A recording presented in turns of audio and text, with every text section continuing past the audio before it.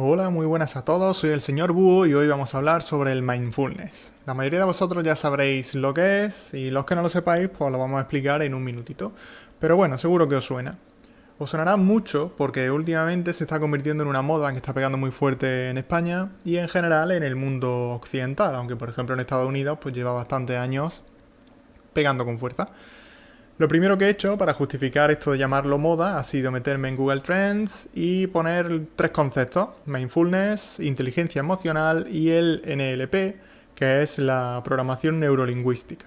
Si vemos a lo largo de los años, desde 2004 más o menos, la NLP, la programación neurolingüística, empezó súper fuerte y ha caído, en algunos años incluso casi en picado, hasta llegar a un estado actual bastante mediocre. La inteligencia emocional, que yo creo que empezó a popularizarse a partir del libro de Daniel Goleman, que se llamaba así, Inteligencia Emocional, y que está bastante bien, pero que sin embargo no nos da una llave ni unos consejos claros de cómo afrontar nuestra vida cotidiana, nuestro estrés y tal, sino simplemente nos enseña a comprender mejor que somos seres sociales. No tuvo un gran boom y se mantuvo medianamente constante hasta nuestros días. Y por otro lado tenemos el mindfulness a partir de 2004, que no lo buscaba nadie, hasta 2016 inicios, supongo.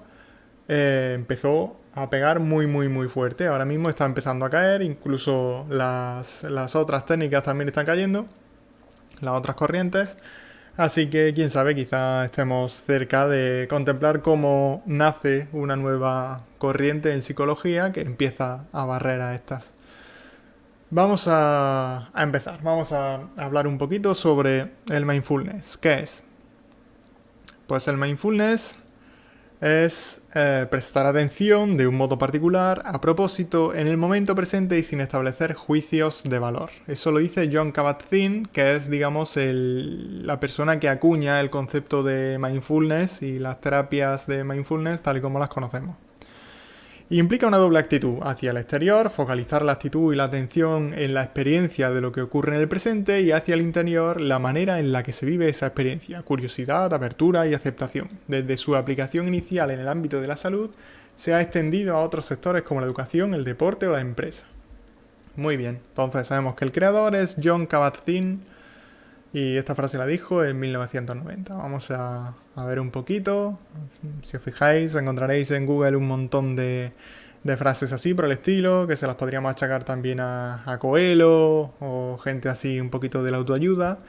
No puedes pararlas solas, pero puedes aprender a surfearlas, digamos. Bueno, vamos a ver quién es. Jon Kabat-Zinn es un tipo muy estudiado, es médico, y tiene un doctorado en biología molecular, y eso le da mucho respaldo de cara a dar charlas, conferencias y escribir libros. Nació en Nueva York y está muy relacionado con el zen, el yoga y las corrientes estas religiosas orientales como el budismo, ¿no?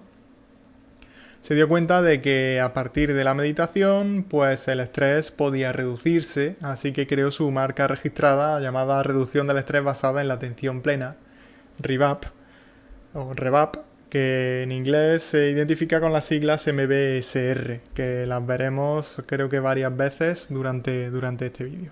Así que en el momento en el que acuñó esta frase... Uy, perdón, se me ha roto la caja registradora. Pues en el momento en que acuñó este concepto, y empezó a escribir libros y a difundirlo, mucha gente se fue adhiriendo a esta nueva corriente. Su base está en un tipo de meditación concreta llamada meditación vipassana. La meditación vipassana lo que trata de hacer es autopurificarse mediante la autoobservación. En resumidas cuentas, tratamos de meditar, de poner el foco en nuestro interior para ser capaces de disfrutar o por lo menos abrazar cada cosa que nos ocurre. Aceptarlas tal como vienen, no centrarnos demasiado en la ansiedad por el futuro y tampoco en nuestros recuerdos y traumas y problemas del pasado. Simplemente ser capaces de abrazar nuestro presente, nuestro día a día, pues quizá mejor nuestro minuto a minuto, y ser conscientes de las cosas que nos pasan, aceptándolas como tal sin preocuparnos demasiado por sus consecuencias, sino simplemente contemplar, comprender y hacerlo de la manera correcta. Entonces, acabamos de reducir el concepto de mindfulness, que está tan de moda, en su base, que es básicamente la meditación. Por supuesto, todo esto se imparte a través de talleres. El mindfulness muy rara vez se da en un cara a cara individual, rollo psicología clínica. Más bien son talleres que se imparten a grupos y por medio de un proceso de meditación guiada en unas pocas sesiones, normalmente son 8 semanas o así, reuniéndose un día a lo largo de esa semana. Se suele explicar esta técnica de meditación y muchas veces pues se puede alargar en el tiempo también, pero la mayoría de los talleres así en modo propaganda que veréis están rotando las 10 semanas y básicamente es cómo cambiar tu vida, aceptar el estrés y toda la ansiedad de tu cotidianidad en unas pocas sesiones. Por supuesto, todo esto la gente que practica el budismo considera que en el momento en el que se mercantiliza o en el que se llama tratamiento a este proceso, que está muy basado, casi fundamentado en la meditación, todo se va al traste, puesto que no está para nada relacionado el negocio con este tipo de prácticas. Entonces, por un lado tenemos a este señor, que es el que hace caja de todo este fenómeno, a partir de sus libros, de sus charlas y demás, y tenemos la estructura fundamental que está muy relacionada con la religión budista y con una estrategia, unas técnicas concretas relacionadas con ello. Ahora vamos a hablar de si la meditación puede resultar bien para todas las personas, que también es uno de los mitos. Lo siguiente que vamos a ver después de esto va a ser un artículo de The Guardian que nos desgrana los 7 mitos más conocidos sobre el mindfulness y la meditación. Dice, la meditación se promociona como una cura para la inestabilidad emocional, pero ¿puede ser realmente perjudicial? Bien, lo que más me interesa de aquí, de este texto, que me parece que está un poquito sesgado, es que está escrito por Miguel Farias y Catalina Wilhelm, que son bastante reputados en este mundillo, máster de psicología forense, enseña filosofía y teología en la Universidad de Oxford, pionero en la investigación cerebral del dolor. Y lo que nos están hablando es que la meditación para algunas personas, aunque la hayan practicado durante años, puede salir mal. Nos habla de un par de casos particulares. El primero es Aaron Alexis, que entró a escopetazos ahí en su trabajo y mató a 12 personas en 2013. Y luego de una señora que después de estar 20 años meditando y mientras que su, digamos, monitor de meditación no dejaba de decirle que insistiera y que no pasaba nada, si se sentía un poco ansiosa en determinados momentos, pues acabó teniendo que medicarse durante muchos años y tratarse porque estaba sufriendo una desrealización muy grande y estaba teniendo problemas serios. La desrealización es un problema bastante común, sobre todo ahora se está descubriendo que en nuestros jóvenes y adolescentes se está dando mucho, que es ver la vida como si fuera en un videojuego, como si fuera en tercera persona, si estuviéramos viendo una película, digamos. Y es una de las razones por las que a la gente con un ego blandito, que no tiene una personalidad muy fuerte y unas reacciones y una forma de comportarse bastante estructurada y marcada, no se le recomienda la meditación, porque el hecho de reflexionar mucho sobre ciertas acciones puntuales y sobre el propio comportamiento puede tener este tipo de contraindicaciones. Por otro lado, con los niños tampoco se recomienda en absoluto porque no tienen el ego formado todavía. Sin embargo, cada vez más veréis ciertos grupos y talleres de este tipo de prácticas de meditación con niños, cuando la mayoría, en la inmensa mayoría de los casos, simplemente con que desfogaran y salieran a correr y se lo pasaran bien y fueran niños ya bastaba. No hace falta que tengamos pequeños yogis en casa, porque en realidad tampoco les hace ningún bien. En la mayoría de las veces tampoco mal, pero el hecho de la reflexión en su propio comportamiento, en sus acciones y su respiración, en niños pequeños está un poco de más, por lo menos desde mi punto de vista y según varios estudios. que he leído al respecto. Bueno, vamos a irnos al Daily Mail, que es un periódico británico, que nos habla del lado oscuro de la meditación y el mindfulness. El tratamiento puede detonar en manía, en depresiones y psicosis, y nos habla en particular pues de dos actores bastante personajillos, como son Gwyneth Paltrow y el chico que se llama Russell Brand, que estaban muy metidos en el mundo del yoga y la meditación y que luego han tenido problemas psicológicos más o menos graves. No necesariamente como consecuencia de esto, pero seguro que bien tampoco les hizo, ¿no? Se supone que llevan 20 años aprendiendo cómo afrontar los problemas y vivir tu vida de una manera tranquila y abrazando tu presente y tu cotidianidad, y ahora estás como, no diré, bueno, sí, podría decir, como una regadera y ya está.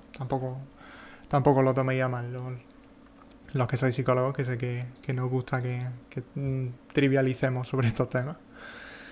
Por último, vamos a hablar del artículo de The Guardian. Dice los 7 mitos comunes sobre la meditación, y la autora de esto es Catherine Wilcombe, que es la señora que escribe también este artículo. Lo que pasa es que este artículo ha sido recortado por otro particular.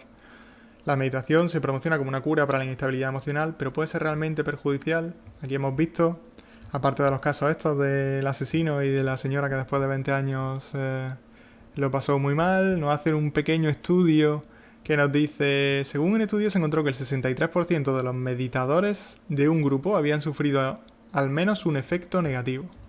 Pero luego viéndolo en detalle, vemos que el estudio era de 27 personas, con diferentes niveles de experiencia en la meditación, en los que se le hizo meditar, y el 63% de ellos habría sufrido al menos un efecto negativo y el 7% efectos profundamente negativos. No deja de ser una muestra de 27 personas, tampoco nos vamos a tomar esto al pie de la letra. Pero bueno, ahora vamos a particularizar en este nuevo artículo del Guardian sobre los 7 mitos comunes sobre la meditación, también de esta señora, que es bastante reputada en el mundo de la psicología. Voy a pasar por encima porque tampoco mi traducción simultánea es precisa, pero solo si me da el suficiente tiempo. Así que vamos a agilizarlo un poco. Te dice, la meditación nunca tiene efectos adversos o negativos y siempre va a cambiar tu vida para mejor y solo para mejor. Bueno, esto es un mito, y dice que se han encontrado en algunas personas que meditan un incremento en el cortisol, que es un marcador biológico del estrés. Esto ya lo hemos visto, creo que se ve en alguna asignatura ya desde primero de psicología. Y además el hecho de que a pesar de que los participantes subjetivamente pudieran decir que se sentían menos estresados, aunque tú consideres que estás menos estresado ahora, tu cortisol en la sangre deja claro que no lo estás, que en realidad ese marcador del estrés lo estás teniendo, con lo cual hay un choque considerable ahí. La meditación puede beneficiar a cualquier persona. Esto también es un mito. ¿Por qué? Porque cada persona es diferente. De manera que la meditación funciona de forma diferente para cada individuo y no tiene por qué ser beneficioso y fantástico para todo el mundo. Utiliza la frase esta de lo que para una persona es comida, para la otra es veneno, que dice el psicólogo Arnold Lazarus. El mito 3 es que si todo el mundo meditase, el mundo sería un lugar mucho mejor. Dice que todas las religiones globales comparten la creencia de que seguirles a ellos, seguir sus doctrinas, nos haría a todos mejores individuos, pero tampoco está probado. El mito 4 es si estás buscando un cambio personal y la madurez, la meditación es igual de eficiente o más que tener una terapia. Bueno, esto es importante porque normalmente, como he dicho antes, este tipo de terapias se hacen a grupos.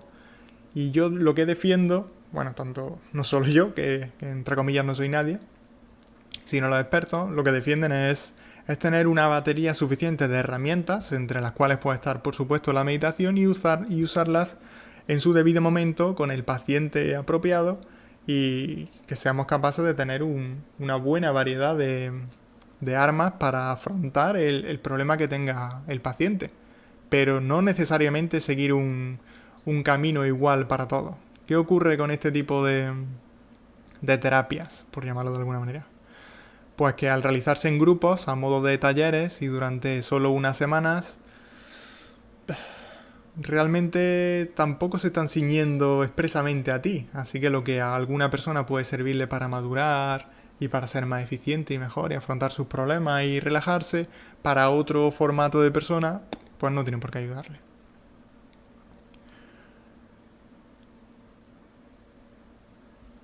Dice, un terapeuta puede animarnos a examinar consciente o inconscientemente los patrones por nosotros mismos, donde en áreas que pueden ser de difícil acceso.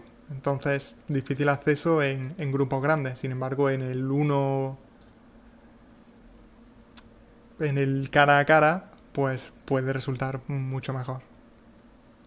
Incluso que la meditación por nuestra propia cuenta. Dice, la meditación produce un único estado de inconsciencia que se puede medir científicamente. Eso es correcto.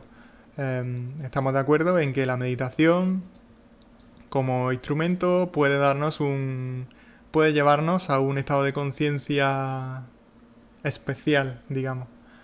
Sin embargo, ese estado de conciencia no tiene por qué ser igual para todo el mundo.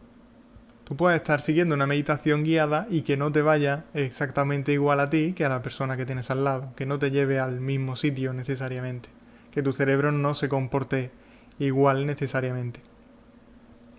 Así que este es otro problema, digamos, que no existe un patrón, no nos pueden enseñar a meditar y a todos todos no vamos a seguir el mismo camino, no tiene por qué y de hecho no es así. El mito 6 es que nosotros podemos practicar la meditación como algo científicamente puro, como una técnica que no tenga que ser religiosa ni seguir un camino de espiritualidad. Y te dice que no está claro que los modelos seculares, o sea, no religiosos, del mindfulness sean totalmente seculares. Toda terapia en esta rama está impregnada un poquito de las raíces, de donde sale, ¿no? Y en este caso pues sale del budismo y es muy difícil alejarla del mismo. El mito 7 es que la ciencia nos ha mostrado inequívocamente, cómo la meditación puede cambiarnos y por qué. Y esto es un poco redunda en lo que hemos dicho antes. La meditación puede cambiarnos, ¿vale? Pero el hecho de cómo lo va a hacer y tenerlo como un patrón y como una ciencia, pongamos esto en mayúsculas y ahora vamos a hablar del tema, es la clave. No tiene por qué cambiarnos necesariamente y no tiene por qué cambiarnos de la misma manera ni sabemos el por qué. Nuestro conocimiento sobre la mente humana está todavía en pañales y parece que eso beneficia a muchas personas de cara a pescar en el río revuelto de esta ciencia tan joven y, ¿por qué no?, pues hacer caja. Ahora vamos a ver algunos comentarios en particular que he encontrado en internet sobre este tema. Dice, he sido formadora de mindfulness y mi experiencia me dice que se debería eliminar la etiqueta asociada de terapia al mindfulness. Mientras que esto no se haga, el mindfulness seguirá actuando como un modelo médico, intentando eliminar el sufrimiento y el estrés de la vida, y las cosas no son así. El fin último de esta es la eliminación del estrés, pero no se debe utilizar el mindfulness con ningún fin que no sea el de vivir, con letras mayúsculas. Más que terapia es una actitud ante la vida, no debe ser explicada sino practicada. Y ya se verá si hay resultado o no, quizás lo haya, tal vez no, pero por lo menos la persona que lo practica está viviendo, que es de lo que se trata. A mi modo de ver, también es algo que necesitamos mucho en Occidente, con miles de libros de autoayuda por metro cuadrado que solo hacen eliminarlos en la tolerancia a la frustración y vendernos la idea de que la eterna felicidad es posible. Dice, un tratamiento serio significa aportar soluciones que se apoyen en el conocimiento científico más avanzado que tengamos en cada momento sobre el comportamiento humano y los factores que lo condicionan y determinan. Y dice, por desgracia, los estudios sobre MBSR y MBTC, ya lo hemos hablado antes, es la forma en la que nos hablan de la reducción del estrés basada en la atención plena. tienen carencias metodológicas y no dudo de la seriedad de sus desarrolladores. El MBSR se usan técnicas diferentes con diferente grado de intensidad y los estudios que he visto usan muestras pequeñas, falta un adecuado grupo de control y no se evalúan los elementos terapéuticos interespecíficos. Algunas de las conclusiones resultan poco serias, por ejemplo, omitir que los cambios cerebrales se dan también cuando aprendemos un idioma nuevo, aprendemos danza clásica o hacer sudoku. Todo cuanto hacemos cambia el cerebro. Esto es algo muy importante, porque lo que nos dicen es que si bien está probado que el mindfulness reduce el estrés, y se ha probado con enfermos y con enfermos de cáncer, y reduce la ansiedad y el estrés de cara a afrontar un tratamiento o a afrontar una enfermedad crónica, también se han demostrado exactamente los mismos resultados en personas que han aprendido bailes de salón, o que han aprendido a hacer punto de cruz o crochet, o que han empezado a hacer deporte como rutina. O sea que directamente se han alejado de su dolor y de su trauma y de sus experiencias problemáticas y han aprendido a dedicarle un tiempo concreto y abstraído a una nueva actividad. Han tenido exactamente los mismos resultados. En el mindfulness intentan dar por válido algunos estudios que dicen que también serían capaces de reducir el dolor de ciertos tratamientos, de ciertas enfermedades a través de la meditación, pero esto no se ha probado. De hecho, ha habido algunos estudios que se han llegado a publicar y que luego se han caído por su propio peso al como dice este señor, pues tener unos grupos control, en algunas veces ni siquiera estaban, o evaluar elementos terapéuticos interespecíficos. De eso se trata un poco. De que al fin y al cabo, si el mero hecho de dar el primer paso y entrar en un gabinete de psicología y afrontar que tienes un problema y que quieres superarlo, aunque esa persona con la que te encuentres sea la señora de la limpieza y tú no lo sepas, y empiezas a contarle tus problemas, el mero hecho de que tú estés afrontando y que te estés plantando delante de una persona, abriéndote y diciéndole necesito ayuda y lo tengo claro, ese simple hecho ya está empezando a ayudarnos, aunque no seamos conscientes de ello. Pero sí que empieza a ayudarnos. Y con esto pasa un poco lo mismo, por lo menos desde mi punto de vista. Hay ciertas cosas en las que no se pueden medir los resultados del tratamiento porque no se sabe hasta qué punto es fruto del tratamiento, o simplemente el mero hecho de exponernos ya nos está curando. Tuve una discusión con una profesora de la UNED, que es raro, de mi tutoría. Ella era psicóloga clínica de gabinete y tal. Y hablábamos sobre Freud.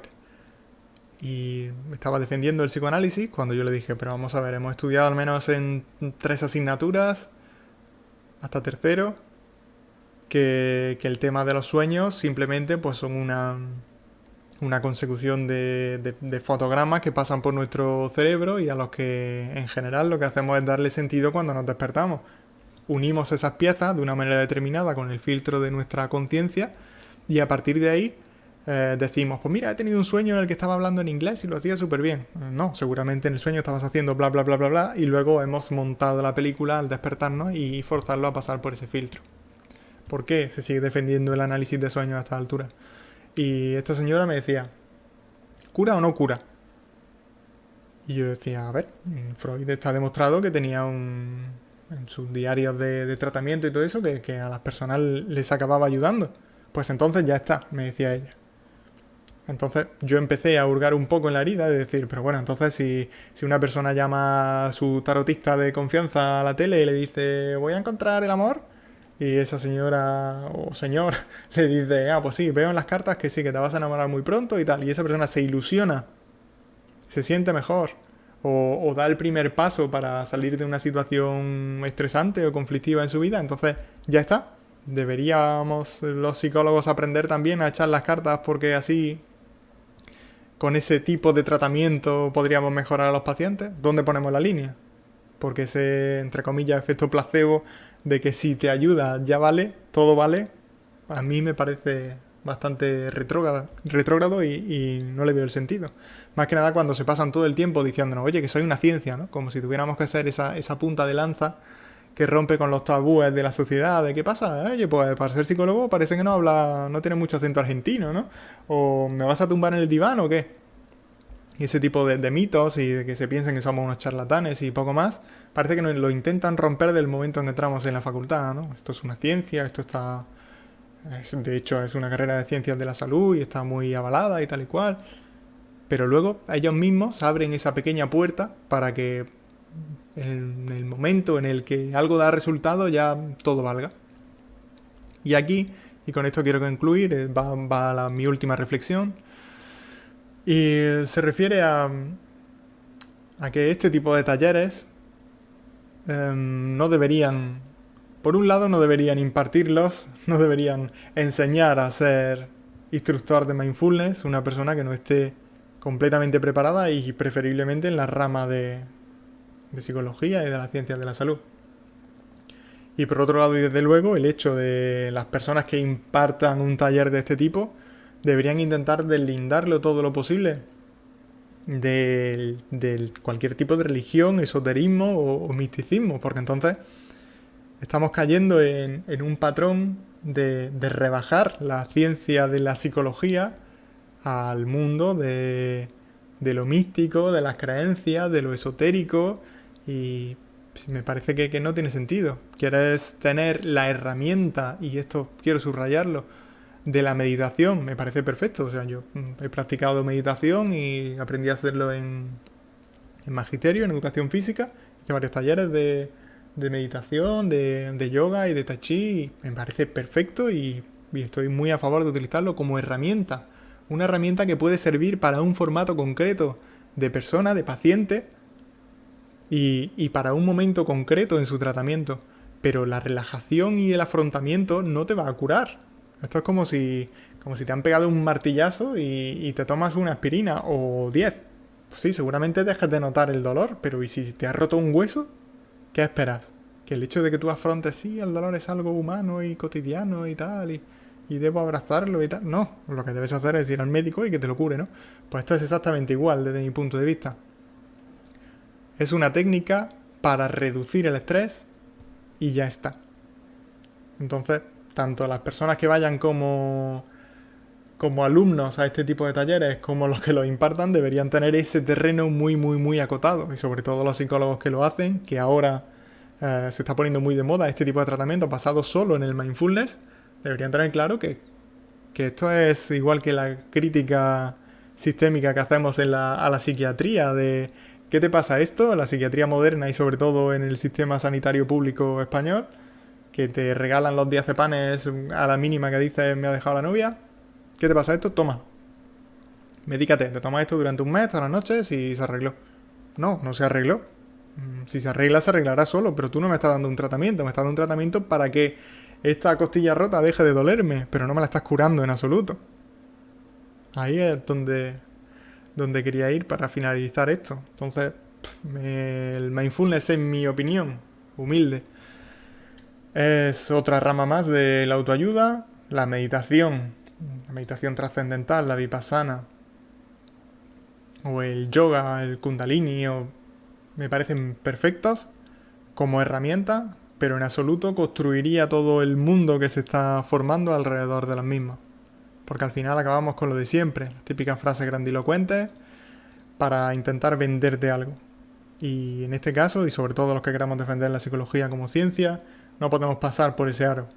No, nosotros vamos a ayudar a las personas a que estén mejor, y si tenemos que hacer un principio de hipnosis, o tenemos que meditar, o tenemos que hacer cualquiera de las técnicas, por ejemplo, que expliqué en el vídeo de la fobia a la sangre, pues se hacen y ya está. Pero no podemos construirlo todo alrededor de una técnica, de una herramienta concreta. Y con esto, pues quiero terminar. Me gustaría abrir un poquito el debate. He leído muchos comentarios en modo no sabes nada sobre esto, hay que experimentarlo, tú no lo has vivido, así que no puedes hablar del tema, o esto es una experiencia particular. Y sí, está claro, ¿no? Cualquier contacto interior, todo lo que sea poner el foco hacia adentro de nosotros mismos, será particular y especial y único. Pero eso no quita que al margen de la meditación y de afrontar el estrés de una mejor manera, ser capaz de reducirlo, a partir de ahí no hay ninguna prueba empírica de nada más. Así que no nos vendan la moto si queremos defendernos como ciencia. Si vamos a acabar pues escupiendo ron y decapitando palomas y curando el mal de ojo, pues entonces sí. Pero para mí es completamente contrario defender la psicología como una ciencia y coger este tipo de modas, porque no son otra cosa, como nuestra piedra angular. Sin más, espero comentarios y ver qué os ha parecido un poco esta introducción al tema del mindfulness y la lectura de los artículos que hemos hecho y tal. Por supuesto, si os ha gustado, podéis darle a like y suscribiros, y si no, pues darle a la manita abajo, que no pasa nada, y aprenderé tanto de una manera como de otra e intentar conectar mejor con vosotros. Sin más, me despido, nos vemos pronto, hasta luego.